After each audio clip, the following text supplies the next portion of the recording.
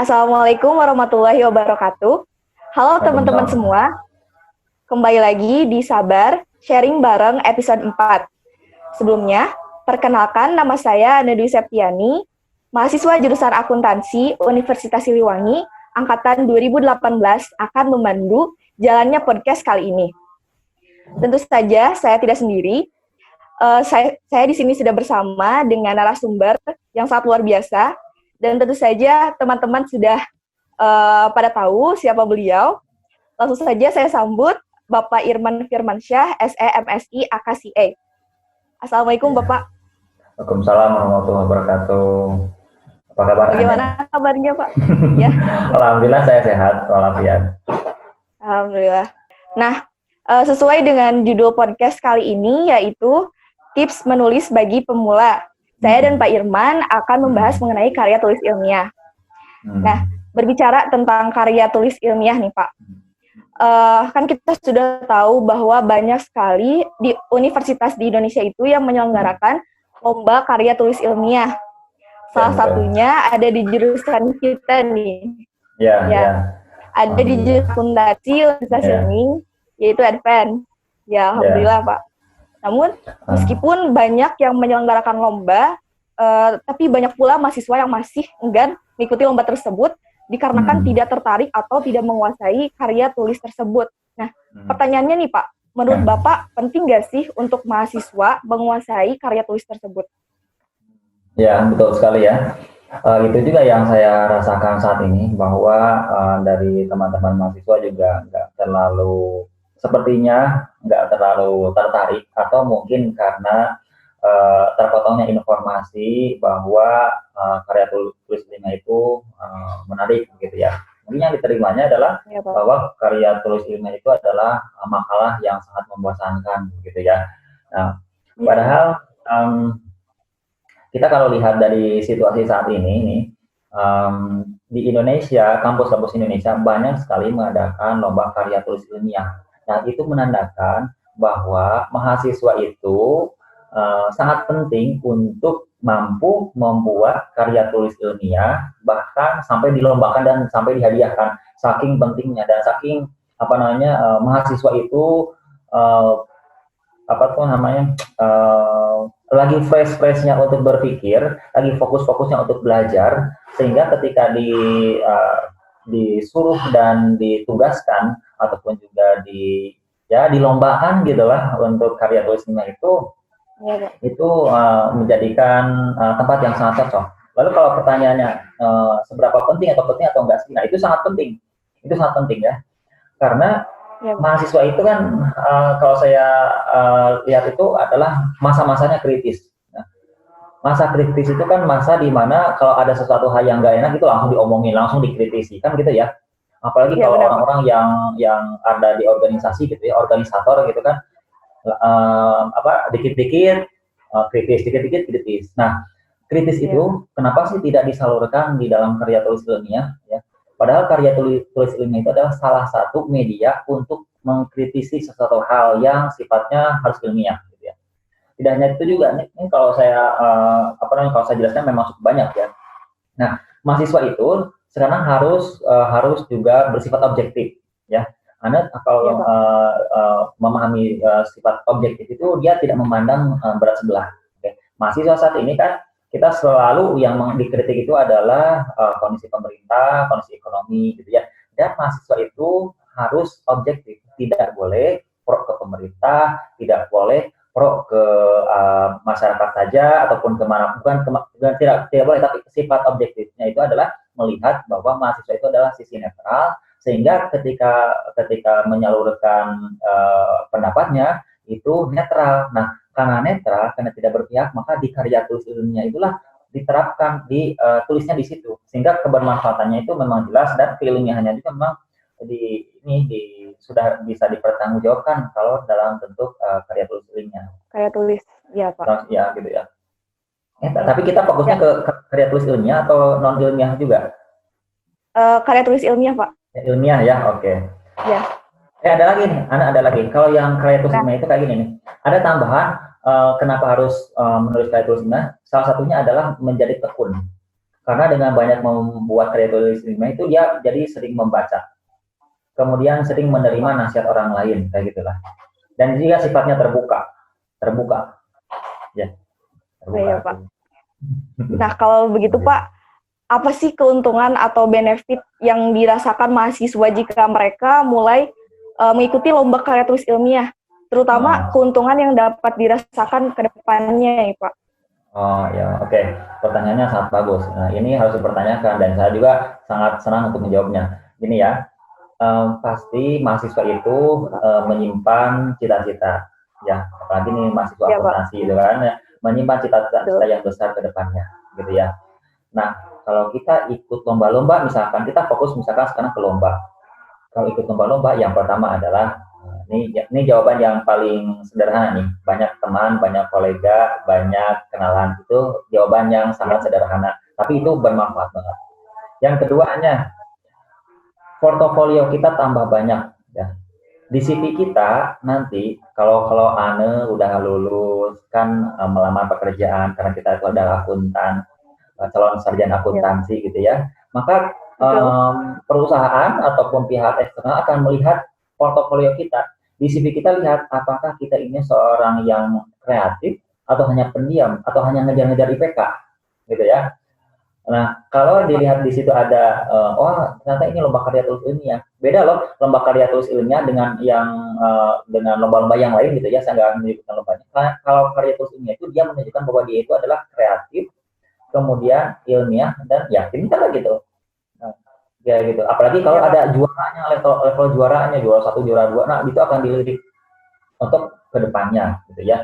Oleh kampus juga akan dihargai dan banyak dikenal orang sih. Yang saya rasakan seperti itu. Gitu. Iya, Pak. Berarti banyak sekali ya manfaat yang dapat dirasakan gitu. Jika mahasiswa mulai mencoba mengikuti lomba karya tulis ilmiah. Gitu, betul, banyak sekali sih. Banyak sekali. Saya sih nggak akan mencontohkan orang lain. Ya. Saya sih mencontohkan, mungkin kalau diperbolehkan saya mencontohkan diri saya sendiri ya, biar nggak jadi bohong gitu. Lebih baik jadi diri sendiri aja yang diceritakan. Jadi saya tuh merasakan kayak gini. Setelah kita ikut lomba, ya, apalagi kalau juara gitu ya, itu ternyata orang itu banyak ingin kenal ke kita, gitu ya. Kemudian juga dilirik oleh lembaga yang mengadakan acara. Oh, dia itu juara tuh, juara ini, juara itu. Kemudian kenal ini juara ini, yang ini juara, kayak gitulah. Jadi dari situ ternyata akan lebih memudahkan kita untuk mempunyai banyak relasi, banyak kenalan, banyak ini juga gitu. Kedepannya juga kita akan lebih dimudahkan lah untuk mencapai cita-cita. Nah, tapi Pak, mahasiswa juga mengalami kesulitan dalam memulai suatu karya tulis ilmiah gitu. Salah satunya dengan alasan bahwa terlalu banyak ide yang ada di benak, namun sulit untuk dikeluarkannya gitu, Pak. Nah, bagaimana nih menurut Bapak tips bagi pemula yang ingin mulai belajar karya tulis ilmiah? Oh gitu ya. Sebetulnya karya tulis ilmiah itu intinya sih bukan hanya banyak ide ya. Kalau banyak ide tadi banyak, katanya ide tapi nulisnya susah nih. Nah kalau buat saya gini aja, ada kemauan intinya gitu. Ada kemauan ya. Iya. Karena karya tulis ilmiah itu susahnya itu bukan di nulisnya aja, tapi di idenya. Justru ide ke sininya itu yang susah gitu ya. Nah kalau teman-teman yang kesininya ke idenya sudah banyak, itu tinggal nulis aja, tinggal ditulis. Terus gimana sih cara nulis gitu? Nah, gimana cara nulis? Nah, bingung juga nih jawabnya. Padahal nulis itu kan gampang gitu ya. Jadi kayak gini nih, tipsnya kalau menurut saya nih, teman-teman ini coba baca karya tulis orang lain dulu, ya. Ini untuk yang pemula, baca karya tulis orang lain dulu, kemudian lihat bagaimana sih orang berbicara di karya tulis itu, biar kita bisa mencontoh. Nah, itu yang pertama ya, kalau yang pemula gitu. Kemudian keduanya adalah kalian bisa diskusi dengan teman-teman yang pernah ikut lomba karya tulis ilmiah meskipun nggak juara gitu ya. Pokoknya tanyain aja ke sana karena mereka sedikitnya lebih duluan mempunyai pengalaman berpresentasi atau ikut karya tulis ilmiah dibandingkan kita yang belum.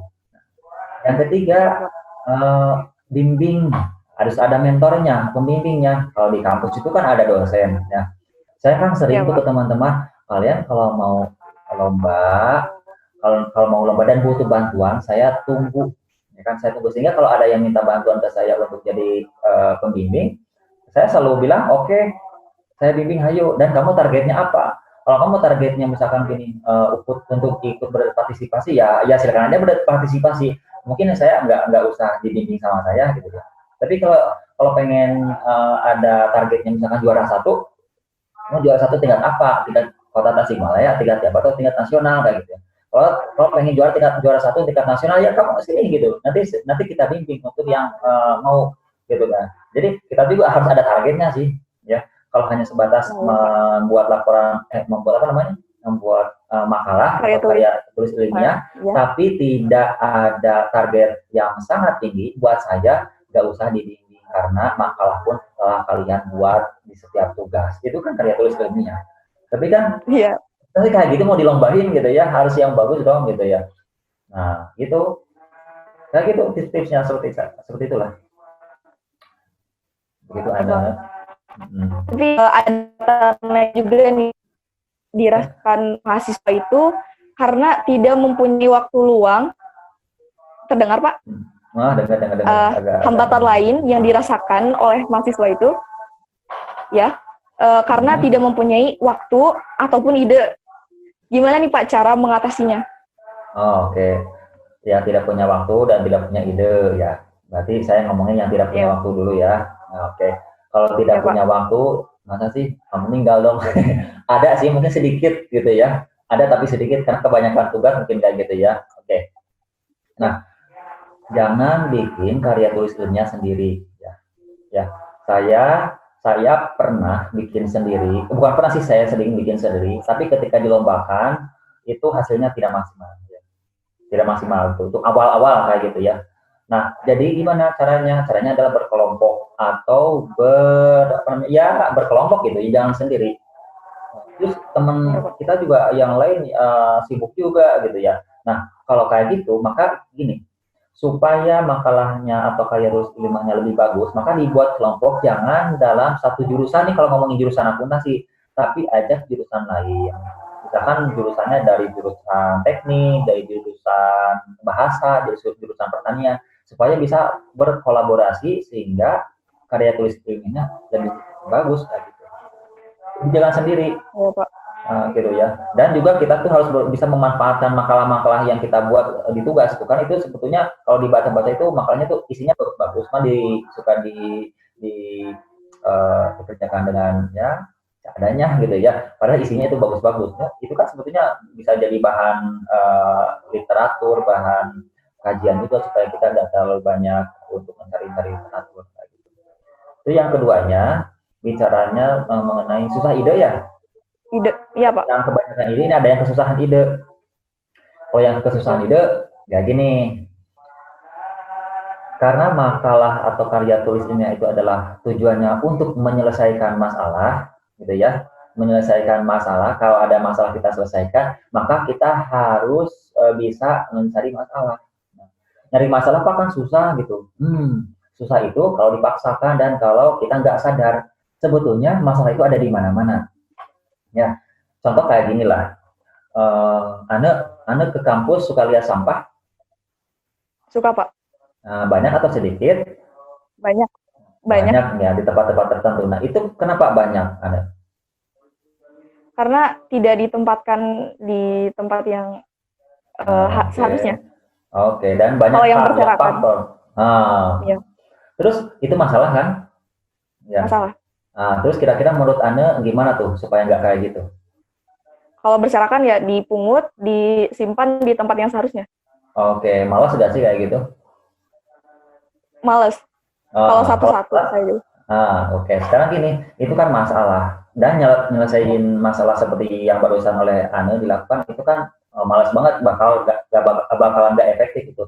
Nah, gimana caranya? Nah, berarti kan akan timbul ide, saya kira idenya banyak kok. Bisa ada punishment, hukumnya gimana? Pokoknya kalau kelihatan di CCTV, orang itu akan dikejar sampai dengan di push up atau dikasih hukuman apapun. Itu kan solusi. Nah, itu tinggal ditulis aja di makalah. Atau yang keduanya, misalkan setiap yang ngambil uang, yang ngambil sampah, itu dia akan dikasih hadiah oleh panitia, oleh himatansi gitu lah, oleh organisasi gitu. Asal disetorkan dan siapa yang paling banyak dia akan dikasih reward. Itu kan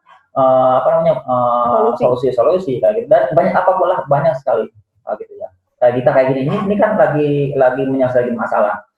Coba kalau tidak ada aplikasi ini pakai aplikasi Zoom ya. Kalau tidak ada Zoom, kita kan susah komunikasi jarak jauh. Tapi kalau ada Zoom itu penyelesaian. Nah, kita tuh tugasnya bukan membuat Zoom-nya, tapi kita itu untuk menuliskan ide-ide kita, caranya kayak gimana nih, kayak gitu. Nanti bisa digambarkan, kemudian dibuatkan, dijelaskan gimana step-stepnya di karya tulis ilmiah itu. Sederhana saja, karena kita juga sebagai juri, saya sering sebagai juri udah berkali-kali jadi juri, saya akan menilai dan melihat karya tulis ilmiah itu bukan dari sulitnya untuk diterapkan, tapi sesederhana mungkin dan aplikatif asalkan ditulis secara ilmiah. Nah, itu sudah banyak sekali.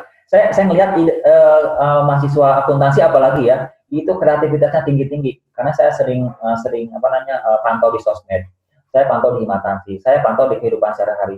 Mereka itu sangat kreatif, cuman nggak ditulis aja. Saya siap untuk membimbing. Ya, Pak. Gitu. Ada lagi? Sebelumnya sudah kita bahas banyak bahwa permasalahan dalam diri mahasiswa itu bisa menjadi hambatan ya Pak dalam menulis suatu karya tulis ilmiah. Nah, gimana nih cara untuk membangun motivasi pada diri mahasiswa tersebut, Pak? Nah, oke. Nah, itu tugas kita ya. Nah, untuk membangun motivasi itu kayak gini. Pertama, kita ingat masa depan. Kalau Ane berdiam diri hanya mengejar-ngejar IPK, ya, tidak punya portofolio yang bagus, dia punya daftar prestasi, daftar kreativitas di CV kita. Ketika Ane ngelamar kerja, itu orang akan melihat hanya ya datar aja. Oh, ini orang IPK-nya bagus, tapi kok nggak ada prestasi apa-apa gitu. Nah, kalau gitu gimana? Kalah dong kita. Dalam step pertama aja kita udah kalah gitu ya. Nah, gitu. Kemudian juga kita sebagai mahasiswa itu akan dipandang oleh masyarakat sebagai orang yang berpendidikan, orang yang berpendidikan. Kalau kita tidak bisa membuktikan bahwa kita itu bukan orang berpendidikan, maka percumalah dan kita akan malu sendiri. Jadi buktikan bahwa kita itu orang berprestasi. Yang ketiga, dengan membuat makalah, kita itu akan dibiasakan untuk berbicara di depan umum. Karena makalah itu kalau dilombakan ya, kalau masuk final, itu nggak hanya makalah dikasihkan, enggak, tapi kan harus dipresentasikan. Nah, disitulah, wah itu lumayan, disitu pengalaman yang luar biasa, sehingga kita bisa presentasi di depan juri, di depan banyak orang, dan itu akan melatih kita untuk bisa berkontribusi di tengah-tengah masyarakat, karena kita itu adalah mahasiswa, bukan pendiam. Nah gitu. Coba kalau kita nggak kayak gitu, kita udah malu, oh itu katanya mahasiswa, tapi kok nggak bisa ngapa-ngapain gitu, udah malu banget itu. Nah gitu ya. Dan juga lembaga nanti akan bisa memberikan penghargaan, lembaga juga akan memperhatikan orang tersebut, karena orang tersebut juga telah memberikan kontribusi ke lembaga, sebetulnya gitu. Gitu ya, Pak. Terakhir palingnya Pak, ini closing statement dari Bapak nih untuk mengenai tips menulis bagi pemula. Oke. Oke, baik. Saya akan menjelaskan ini berangkat dari apa yang telah saya peroleh selama ini ya. Oke. Saya pertama menulis itu bukan pada mahasiswa itu. Ketika mahasiswa saya sering nulis, tapi nulisnya bukan nulis untuk lombakan. Karya tulis yang bagus dilombakan, bukan ya. Paling nulis di media kayak gitulah, dan itu juga buat saya nggak terlalu asik banget gitu ya. Dulu itu nggak asik-asik banget gitu ya. Nah, setelah itu maka saya akan pelan-pelan untuk berusaha untuk menjadi orang yang terbaik dan bisa membanggakan orang tua, bisa membanggakan saudara-saudara, bisa membanggakan lembaga kampus kita. Nah, pada saat itu saya coba-coba untuk learning by doing.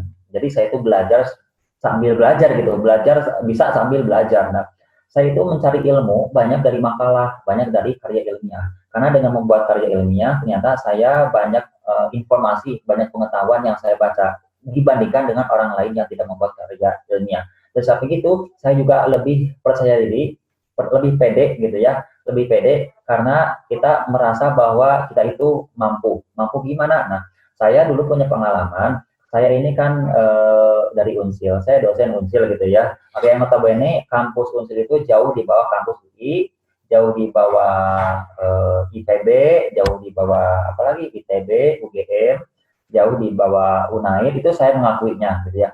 Dan pada saat itu saya nekat, saya ikut lomba dong. Karena saya nggak mau bahwa kampus saya itu dicap sebagai kampus yang jauh di bawah mereka. Nggak. Saya nekat, saya lomba, saya baca-baca, saya lihat artikel-artikel orang lain, saya baca gitu ya. Kemudian saya ikut lomba. Saya ikut lomba dan saya nggak sendiri, saya berdua. Kalau sendiri kayak tadi tuh waktunya kan sedikit banget gitu ya. Saya dengan orang lain ya, teman saya tuh bikin tim 2 orang, dan di situ saya lomba. Dan pada saat lomba itu tingkat nasional, tingkat dosen. Ya, tingkat dosen, tingkat umum juga, pesertanya dosen umum, profesor dan lainnya. Itu pada saat itu tahun udah lama sih, 2015-an kalau nggak salah pertama ikut lomba itu. Itu saya tuh hanya masuk 10 besar penulis terbaik se-Indonesia. Dari situ baru saya evaluasi lagi.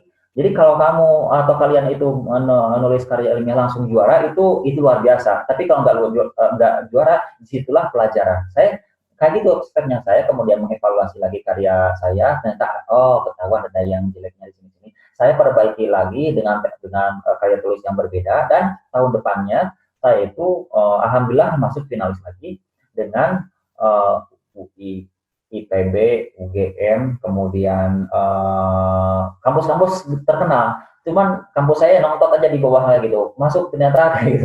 Nah kayak gitu, ketika di situ maka saya nekat aja berlomba. Kenapa sih orang lain juara dan kenapa orang lain mengagul-agulkan kampus orang lain? Saya juga punya kampus sendiri. Gitu. Nah di situ baru saya konsentrasi, dan ternyata alhamdulillah pada saat itu saya dapat best paper gitu ya. Dan alhamdulillah saya bisa mengalahkan orang lain. Nah, ketika mengalahkan orang lain, bukan mengalahkan, bisa berkompetisi dengan kampus-kampus terbesar itu, dan maaf ya ada gangguan sedikit.